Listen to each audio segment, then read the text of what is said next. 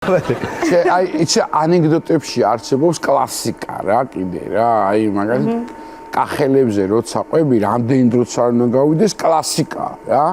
ეს არის ბავში რო ტირილით მოვა სახლში ეგეცოდინებათ არ ვიცი აბა მოყრე ნაგატინეზე ავი კლასში მეცახიანო სახე გიგაო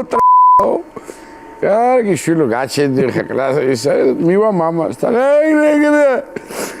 მეცახიანო ეგრე გავხარო და კარგი შვილო დაჟექი ვაგე პაპა გეტყვისო და სადერიო პაპაო და ქვენს არ ეცხავს და მივა და პაპი და გაჩი